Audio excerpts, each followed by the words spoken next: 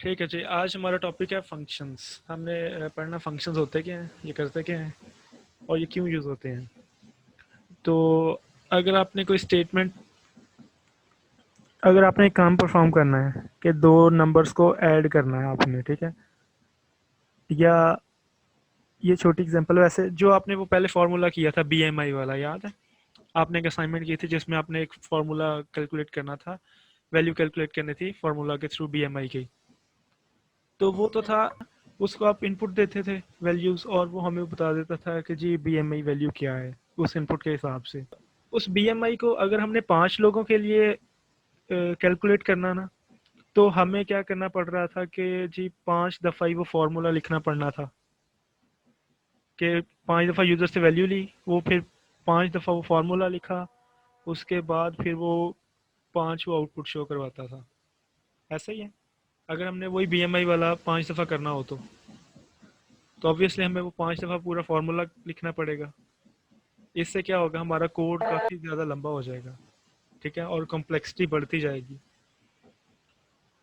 तो फंक्शंस क्या करते हैं कि जो चीज़ बार बार यूज़ हो रही है ना, उसको हम फंक्शन में लिख लेते हैं, ठीक है। अब वो जो फार्मूला था बीएमआई का वो बार बार यूज़ हो रहा था, तो अगर हम उस फार्मूला को फंक्शन में लिख लें तो क्या होगा कि लेते तो हमें वो बार बार 5 लोगों के लिए फार्मूला दोबारा ना लिखना पड़ता, हम सिर्फ फंक्शन को कॉल करते। फंक्शन को कॉल करने से क्या होता है कि जी वो फंक्शन हमें वो जो भी उसमें फार्मूला था वो कैलकुलेशन करके प्रोवाइड कर देता, ठीक है। अगर हमने 5 लोगों का कैलकुलेट करना था तो हम 5 दफ़ा फंक्शन कॉल कर लेते सिर्फ। ऐसे आपको सही तरह से नहीं सही समझ आएगी। मैं अभी आपको एक छोटी सी एग्जांपल फंक्शंस की देता हूँ, उसके बाद आपको बताता हूँ कि अच्छा सबसे पहले फंक्शन की सिंटैक्स कैसे होता है। जब भी हमने फंक्शन बनाना है ना, सबसे पहले उसका लिखना है हमने रिटर्न टाइप, ठीक है। ये मैंने लिख दी वॉइड। तो वॉइड रिटर्न टाइप है। अब इससे मुझे पता चल रहा है कि ये कुछ रिटर्न नहीं कर रहा। उसके बाद हम लिखते हैं फंक्शन का नाम, ठीक है जी। फंक्शन का नाम आप कोई भी लिख सकते हैं, मैं यहाँ पे लिख रहा हूँ चेक। रिटर्न टाइप पहले लिखते हैं, फिर उसके बाद फंक्शन का नाम लिखते हैं, फिर उसके बाद स्मॉल ब्रैकेट्स जिसमें हम कंडीशन लिखते होते थे वो लगाते हैं। उसके बाद हम करली ब्रैकेट्स लगाते हैं जो बॉडी के लिए यूज़ होती है। ये जनरल सिंटैक्स है जी फंक्शन के लिए। वॉइड जनरल सिंटैक्स मतलब यहाँ पे रिटर्न टाइप आएगी, तो हमने लिखा वॉइड, हमारी कोई रिटर्न टाइप नहीं है। उसके बाद हमने लिखा जी उस फंक्शन का नाम। फंक्शन का नाम हमने क्या रख दिया, चेक। यहाँ पे कोई भी नाम आप अपनी मर्जी से रख सकते हैं, लेकिन वो सी का कोई कीवर्ड ना हो, ठीक है। मतलब जो भी कीवर्ड है ना सी के, जैसे इंट है, बूलियन है, उसके बाद रिटर्न है, जो भी इस तरह के कीवर्ड्स हैं आपको पता है, जो सारे वो हमने एक टेबल देखा था उसमें सारे कीवर्ड्स थे। तो जितने भी कीवर्ड्स हैं ना, हम वो नाम नहीं रख सकते। बाकी उसके अलावा हम सारे नाम रख सकते हैं फंक्शन के। तो हमने क्या किया, चेक के नाम का फंक्शन बना लिया, उसके बाद स्मॉल ब्रैकेट्स, फिर उसके बाद करली ब्रैकेट्स बॉडी के लिए।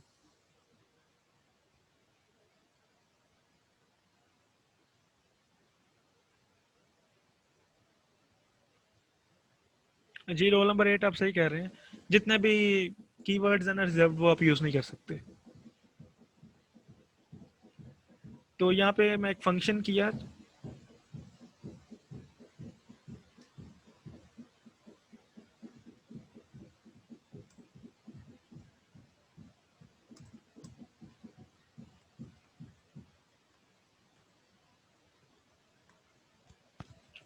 अच्छा, ये हमने एक छोटा सा फंक्शन बना लिया जो कि आप प्रिंट करवाएगा कि ये फंक्शन वर्क कर रहा है, ठीक है। एक बात आपने याद रखनी है कि फंक्शन तब तक नहीं चलेगा जब तक उसको कॉल ना किया जाए, ठीक है। ये जो काम था ना, ये था फंक्शन डिक्लेरेशन। हम फंक्शन को डिक्लेयर कर रहे थे, वो हमने फंक्शन एक डिक्लेयर कर दिया चेक के नाम से, जिसने क्या करना है कि हमें प्रिंट करवा के दे देना है कि दिस फंक्शन इज वर्किंग।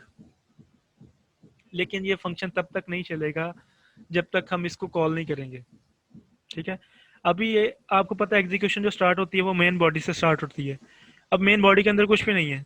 अगर अभी हम इसे रन करें तो यहाँ पे कुछ भी शो नहीं होगा, क्योंकि इस फंक्शन को तो कॉल ही नहीं किया हुआ। ये स्क्रीन एक सेकेंड। जी, ये देखें कि हमने वो फंक्शन को रन किया, सॉरी उस प्रोग्राम को रन किया, तो उस प्रोग्राम में कुछ भी आउटपुट शो नहीं हुआ हमें। क्यों नहीं आउटपुट शो हुआ? क्योंकि हमने उस फंक्शन को लिखा तो ज़रूर है, लेकिन उस फंक्शन को कॉल नहीं किया। फंक्शन तब तक नहीं रन होगा जब तक हम उसे कॉल नहीं करेंगे। अब इसको दोबारा रन कॉल करने के बाद रन करके देखते हैं।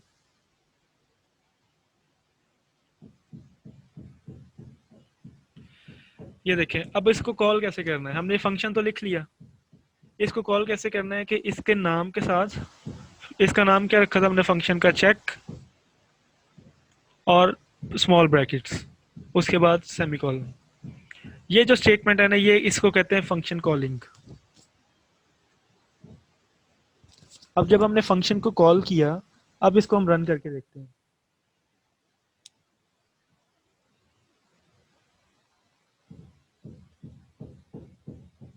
अब देखें, जब हमने फंक्शन को रन किया तो उसके अंदर जो भी स्टेटमेंट लिखी हुई थी वो एग्जीक्यूट होना स्टार्ट होगी। अब वो हमें प्रिंट करवा रहा है कि दिस फंक्शन इज वर्किंग। तो अब हमें ये बात पता चली कि एक तो उसकी डिक्लेरेशन कैसे करनी है, दूसरा फंक्शन तब तक नहीं चलेगा जब तक वो कॉल ना किया जाए। कॉल कैसे होगी? अच्छा खैर, ये हमने देखा कि हमने जब फंक्शन को कॉल किया तो वो रन हुआ। अगर हम यहाँ पे फंक्शन को कॉल नहीं करते, अगर हम इस जगह फंक्शन को कॉल नहीं करते, अगर हम इसको एग्जीक्यूट अब करें तो यहाँ पे कुछ भी शो नहीं होगा। हमने यहाँ पे सिर्फ फंक्शन को अभी डिक्लेयर किया हुआ है, लेकिन अगर हमने फंक्शन को चलाना है तो हमने उसको कॉल करना है। कॉल करने के लिए हम फंक्शन का नाम लिखते हैं, ब्रैकेट और उसके बाद कॉलन, सेमी कॉलन। अब अगर हम यही काम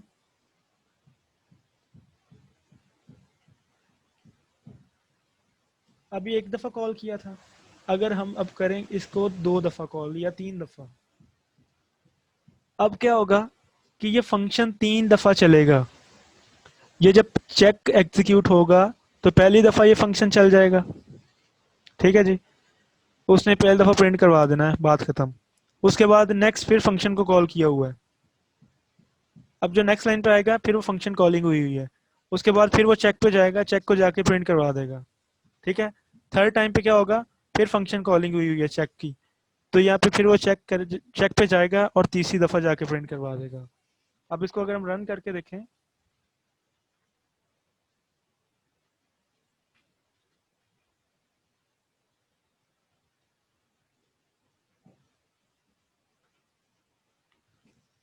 तो ये देखें 3 दफा चेक को कॉल किया हुआ था उसने, 3 दफा ही प्रिंट करवा दिया। तो फंक्शन को जितनी दफा कॉल करेंगे फंक्शन उतनी दफा चलेगा। उस फंक्शन की बॉडी के अंदर जो कुछ लिखा होगा वो उतनी दफा एग्जीक्यूट होगा जितनी दफा उसे कॉल की जाएगी। कॉल हमेशा मेन बॉडी से करते हैं, मेन बॉडी के अंदर से करते हैं जी। अब इसका कोई क्वेश्चन है तो पूछें।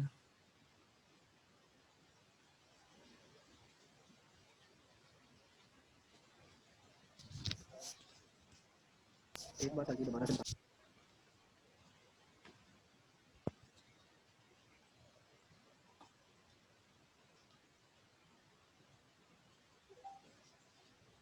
जी कोई क्वेश्चन नहीं है? सर ये काम तो बाकी से भी होता है, मतलब फोर लूप से भी हो जाता है, तो हम इससे क्यों करते हैं? मतलब ये पढ़ना जरूरी है क्या? नहीं नहीं नहीं नहीं, जी ये तो सिंपल सी एक एग्जांपल दिखाई ना आपको। अभी अभी मैं आपको, आप फॉर लूप को वैल्यू पास नहीं कर सकते, आप फॉर लूप से वैल्यू रिटर्न नहीं कुछ इस तरह करवा सकते, ठीक है।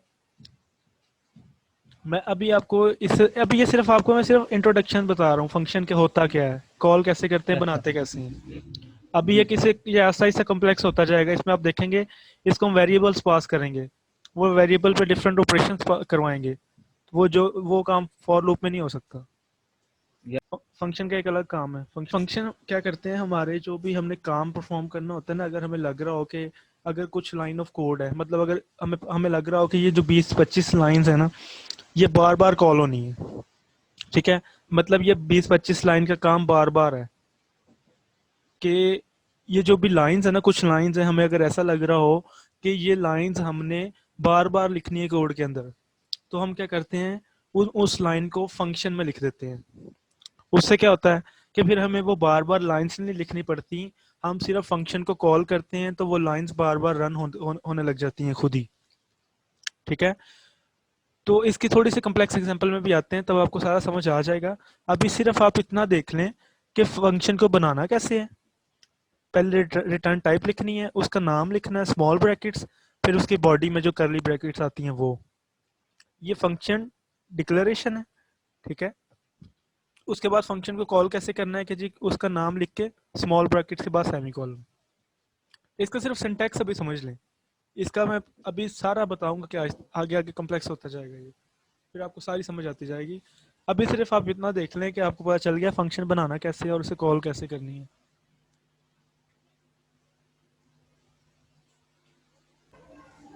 Yes sir.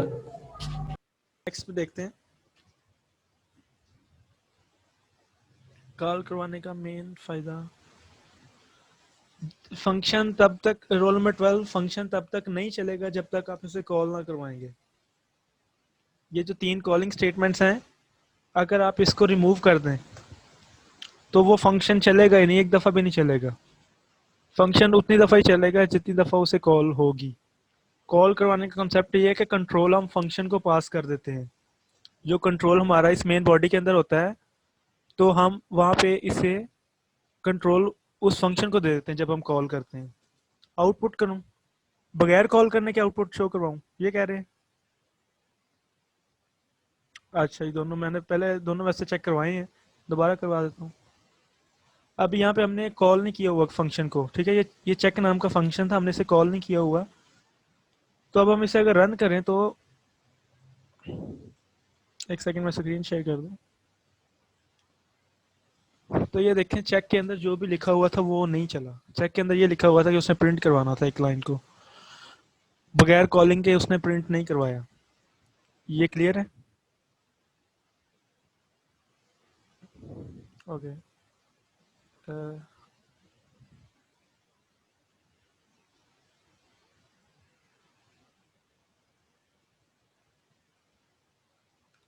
अगर अब हमने पहले कॉल नहीं किया था, अब अगर हम इसे कॉल करके, अब ये कॉलिंग स्टेटमेंट लिख दी उसके बाद सेमीकोलन, अगर अब हम इसको रन करेंगे तो ये जो भी इस फंक्शन के अंदर लिखा हुआ है वो रन होने लग जाएगा। तो इसको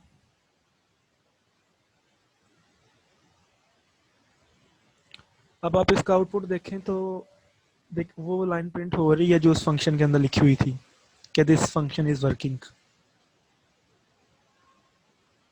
जी क्लियर है सबको?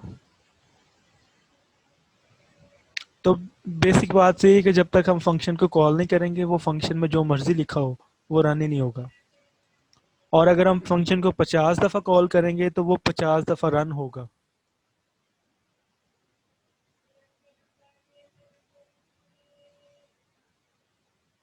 ठीक है जी, अब थोड़ा नेक्स्ट आते हैं, इसे थोड़ा सा कॉम्प्लेक्स करने की कोशिश करते हैं। अच्छा, ये तो सा सिंपल थी, हमें प्रिंट एफ उसने हमने दिया था इस फंक्शन के अंदर। अब फंक्शन बेसिकली यूज़ की होते हैं, हम ज़रा उसकी तरफ आते हैं। अब ये अच्छा, ये था ज़ीरो आर्गूमेंट, सॉरी मैं कंस्ट्रक्टर पे चला गया, वो तो ऑब्जेक्ट ओरिएंटेड प्रोग्रामिंग में आते हैं। इसको हमने कोई आर्गूमेंट नहीं पास किया हुआ। यहाँ पे देखें कि ये जो ब्रैकेट है ना, ये जो कंडीशन वाली ब्रैकेट है इस फंक्शन बॉडी के बाद, ये बिल्कुल नल है, ये खाली है। खाली का ये मतलब है कि इसको कोई पैरामीटर नहीं पास किया, इसको कोई आर्गूमेंट नहीं पास किया। ठीक है,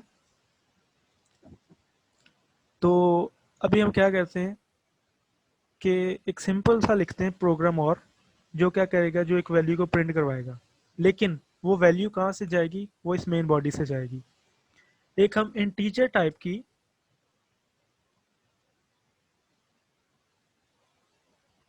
अब फर्क देखें मैंने क्या किया कि उसी फंक्शन की बॉडी के वो जो कंडीशन वाली ब्रैकेट थी, स्मॉल ब्रैकेट्स थी, मैंने एक वहां पे वेरिएबल लिख दिया इंट ए। ठीक है जी, अब इसका क्या मतलब है? इसका ये मतलब है कि ये फंक्शन को हम एक आर्गुमेंट दे रहे हैं। आर्गुमेंट इसे कहते हैं, यहाँ पे जितने भी लिखे होंगे ना, इधर ज्यादा भी हो सकते हैं, फिलहाल हम एक ही बात कर रहे हैं कि ये फंक्शन डिक्लेरेशन के दौरान हमने उसे बता दिया कि इसे एक आर्गुमेंट चाहिए। ठीक है, जो इंट ए है ये एक आर्गुमेंट है, इसको हम आर्गुमेंट कहते हैं। एक सेकंड, मैसेज है किसी का।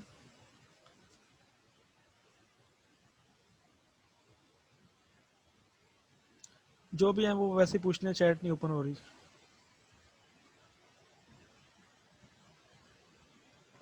जी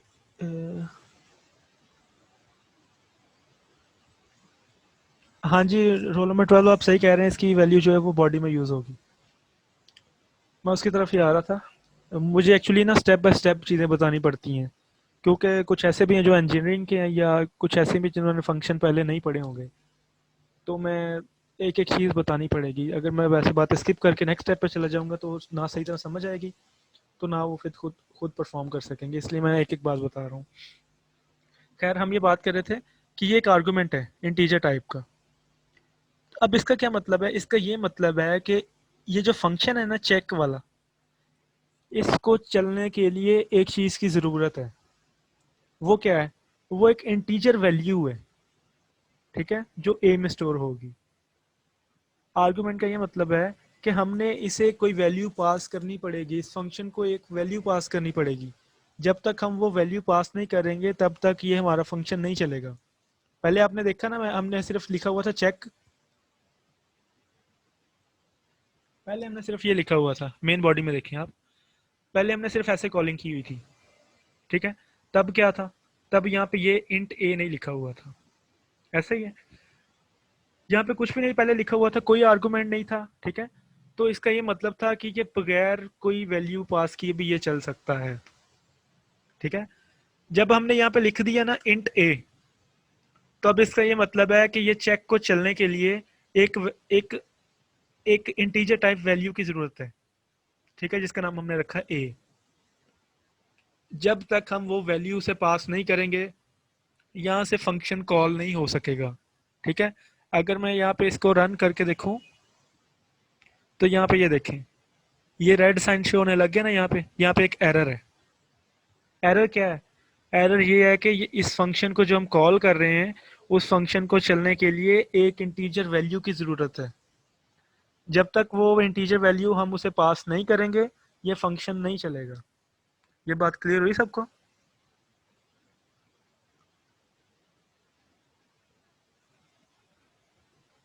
यस सर।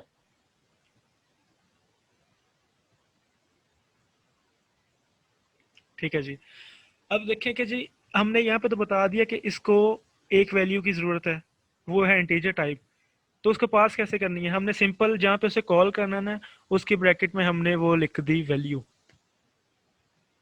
इंटीजर टाइप की एक वैल्यू लिख दी हमने। 56 एक इंटीजर है ना, तो हमने उसकी ब्रैकेट में लिख दिया। अब इसकी बॉडी देखें, फंक्शन की बॉडी में कुछ नहीं है, बॉडी खाली पड़ी है। लेकिन फिर भी वो तब तक उसने चलना ही नहीं था जब तक उसे वो वैल्यू जो रिक्वायर्ड थी वो हमने पास ना की हो। अगर अब मैं इसे चलाऊं ना, तो अभी भी कुछ भी नहीं प्रिंट होगा, ना कोई ये काम करेगा, क्योंकि इसकी बॉडी बिल्कुल खाली है। लेकिन रिक्वायरमेंट ये थी कि उसको एक इंटीजर टाइप की वैल्यू चाहिए थी। अब वो वैल्यू हमने पास कर दी 56। अब ये एरर खत्म हो जाएगा, ठीक है। अगर आप इसको हम रन करके देखें, देखें अब ये एरर खत्म हो गया और ये एग्जीक्यूट होना शुरू हो गया। खैर, मैं आउटपुट आपको शो चला करवा देता हूँ। अब देखें, सिर्फ हमने एक वैल्यू से पास की तो वो प्रोग्राम हमारा चलने लग गया, हालांकि उसकी बॉडी खाली थी, उसमें कुछ भी नहीं करना था।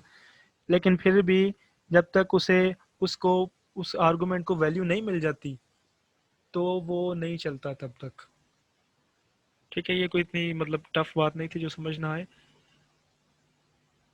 कि हमने जितने वहाँ पे आर्गुमेंट दिए होंगे ना उतनी वैल्यूज पास करनी है। अच्छा, यहाँ पे जो इंट ए लिखा है ना, इसको हम कहते हैं आर्गुमेंट। और ये जो इसको वैल्यू पास कर रहे हैं, इसको हम कहते हैं पैरामीटर्स। हम इसको पैरामीटर पास कर रहे हैं। पैरामीटर में क्या पास कर रहे हैं? 56 पास कर रहे हैं, ठीक है जी। अब क्या हुआ कि हमने इसको एक ना पैरामीटर पास कर दिया 56। वो 56 कहाँ गया? वो 56 इस इंटीजर में गया और वो जाके यहाँ पे स्टोर हो गया। मतलब कि यहाँ से 56 गया और यहाँ पे ए में स्टोर हो गया। अब इस बॉडी के अंदर, फंक्शन की बॉडी के अंदर, हम इस ए को यूज कर सकते हैं, ठीक है। इसकी बॉडी के अंदर अंदर इस ए को यूज कर सकते हैं। तो उस ए की वैल्यू क्या होगी, उस ए की वो वैल्यू होगी जो हमने यहाँ से पास किया 56, मतलब कि ए की वैल्यू 56 है जो इस फंक्शन की बॉडी के अंदर अंदर यूज हो सकता है। हम क्या करते हैं, इस प्रिंट को, इसको प्रिंट करते हैं।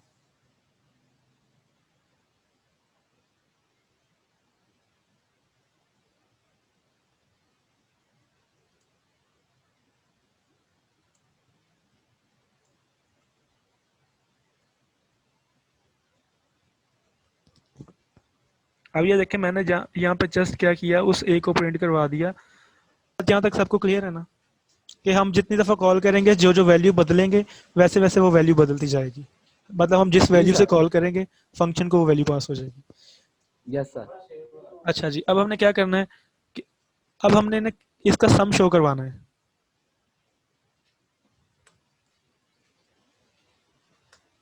अब आपको थोड़ा और फायदा समझ आ जाएगा फंक्शंस का।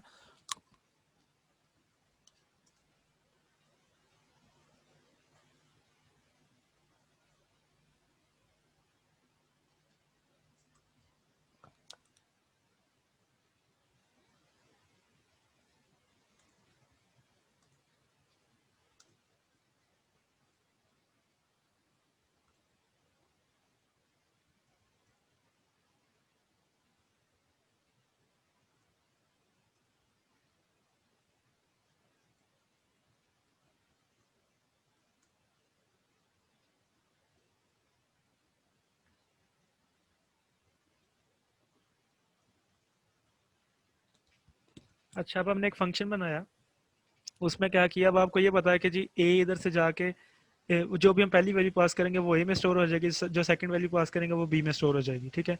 अब हमने क्या किया, एक और वेरिएबल बना लिया सम का, उसमें क्या किया, दोनों को हमने जमा करके उस सम में स्टोर करवा दिया, उसके बाद इस सम को प्रिंट करवा दिया, ठीक है जी। अब हम जो भी वैल्यू इसे पास करेंगे ना, वो इधर जाएगी, इधर जाके उसका सम होके शो हो जाएगी। अगर हम इसे रन करें, इसको थोड़ा सा इजी करते हैं। अब मुझे कोई बताएगा कि यहाँ पे आंसर क्या आएगा, मतलब क्या यहाँ पे शो होगा।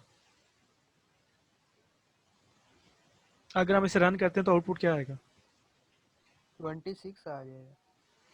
26। The sum of two first अगर अब हम करें, अगर अब हम इस प्रोग्राम को रन करें तो आउटपुट क्या शो होगा। values.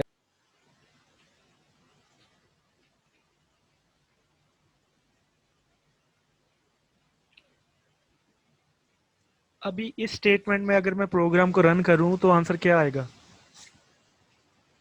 सर जी आएगा ही नहीं कुछ। क्यों नहीं आएगा।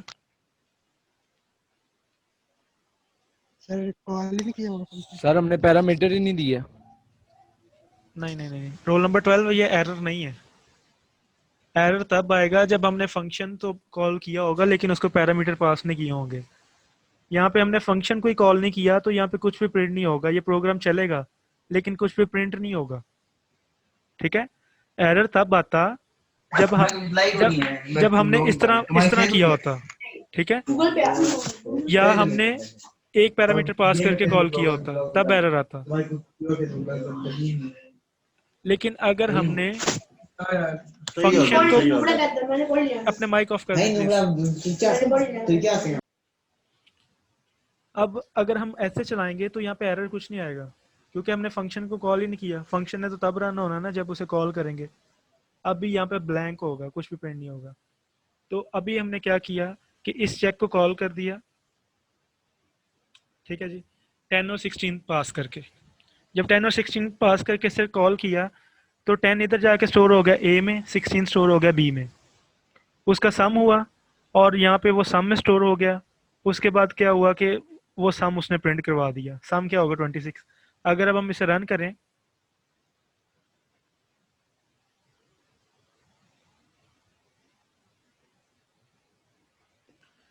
अब देखें जो भी हमने उससे दो वैल्यूज पास की थी ना वो उसने उसका सम शो करवा दिया।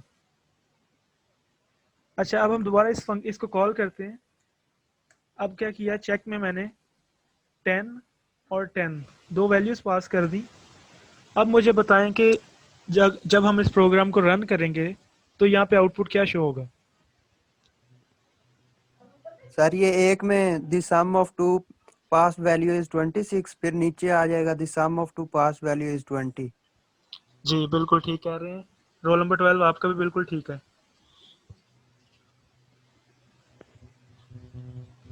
ठीक है जी, इसको रन करके देखते हैं।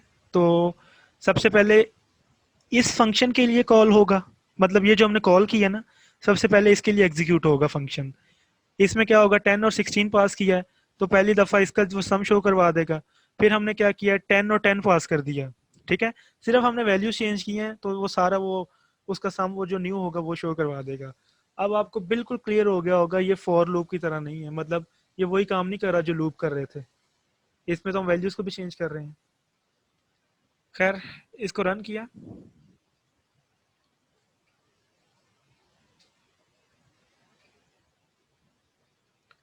अब देखें, जब जो हमने पहली दफ़ा लिखा था इनपुट, उसके हिसाब से उसने एक दफ़ा उसे कॉल करके उसका आउटपुट शो करवा दिया। फिर उस जो हमने सेकंड दफ़ा लिखा था उसकी उसके लिए उसने कर दिया शो। क्लियर है? अब हम इसको 50 दफ़ा भी कॉल करें डिफरेंट वैल्यूज़ देके, तो ये 50 दफ़ा फंक्शन रन होगा। इसको डिफरेंट वैल्यूज़ पास होंगी, तो वो उस हिसाब से हमें कंप्यूट करके वैल्यूज़ दे देगा। अगर हम फंक्शन ना बनाए तो हमें ये सारी स्टेटमेंट्स वो 50 दफ़ा अलग अलग लिखनी पड़नी थी हर के लिए, लेकिन हमने वो स्टेटमेंट एक ही दफ़ा लिखी और काम हम बार बार वैल्यू सिर्फ चेंज करके ले रहे हैं।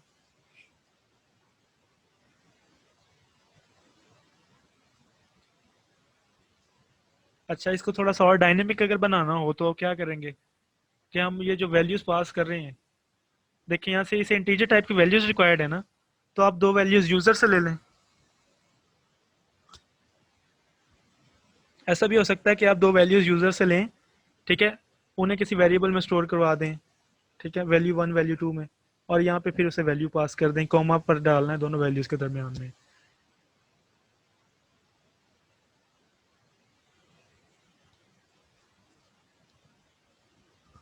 रोल नंबर 12 करके दिखाओ। अच्छा ठीक है जी, लेकिन टाइम थोड़ा रह गया, मैं सोच रहा था पहले आपकी अटेंडेंस ले लूँ।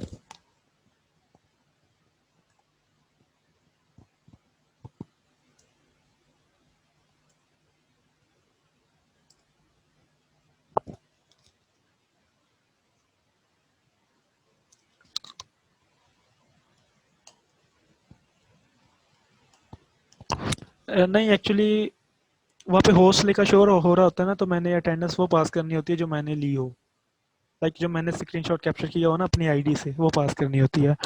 तो आपकी अटेंडेंस लेने का फ़ायदा नहीं होगा।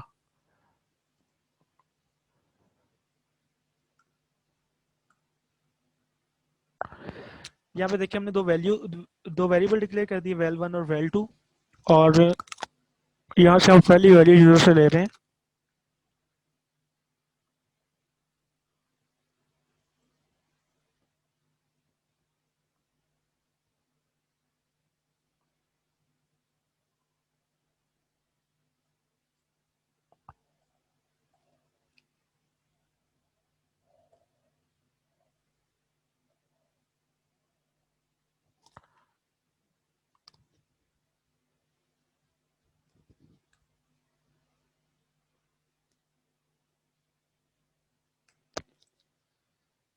ये देखें, अब हमने रोल नंबर 39 अगर पॉइंट वैल्यू यूज़ करनी हो हमने, तो जो जो हम जहाँ पे इंटीजर लिख रहे हैं वहाँ पे सिर्फ फ्लोट लिख दें आप। ठीक है, ये सिर्फ मैं इंटीजर के लिए ऐसे करा रहा हूँ ना, तो आप फ्लोट के लिए ऐसे कर लें। अच्छा खैर, यहाँ पे हमने क्या किया, दो वेरिएबल डिक्लेयर किए, वैल्यू 1 वैल्यू 2। उसके बाद हमने यूज़र से वैल्यू ले ली, पहली वैल्यू वेल 1 में स्टोर होगी, सेकंड वैल्यू वेल 2 में स्टोर होगी। हमने डायरेक्टली वही वैल्यूज़ इस चेक वाले फंक्शन को कॉल कर वो पास कर दी। ठीक है, पहले हम डायरेक्ट लिख रहे थे 26 और 10, अब हमने वो वेरिएबल लिख दिया जिसमें यूज़र की दी हुई वैल्यू स्टोर है। तो अगर अब इसे रन करें तो हमें पता चलेगा कि ये रन टाइम पे यूज़र से वैल्यू ले रहा है, और फिर वैल्यू लेने के बाद ये चेक वाले फंक्शन को कॉल कर रहा है। चेक वाला फंक्शन क्या कर रहा है, इन दोनों का सम हमें शो करवा रहा है।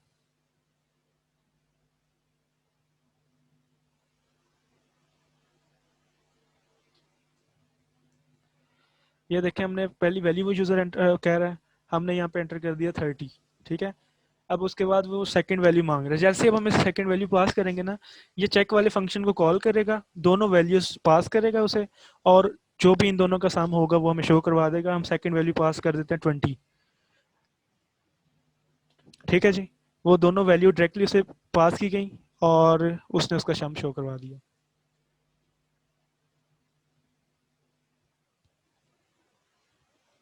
क्लियर है सबको? ठीक है जी, आपने कल भी हमारी क्लास है, कल तक आपने क्या करना है जी, इसकी प्रैक्टिस कर लेनी है। मैंने ये सम वाला किया है, आप मल्टीप्लाई डिवाइड वगैरह करके सारा देख लीजिएगा, जो सिंपल सिंपल बातें हैं। बाकी इससे हम नेक्स्ट थोड़ा कॉम्प्लेक्स इसे और बनाएंगे, इसके देखेंगे इसके और कहाँ कहाँ यूज़ हो सकता है। हम रिटर्न स्टेटमेंट को कल पढ़ेंगे इंशाल्लाह।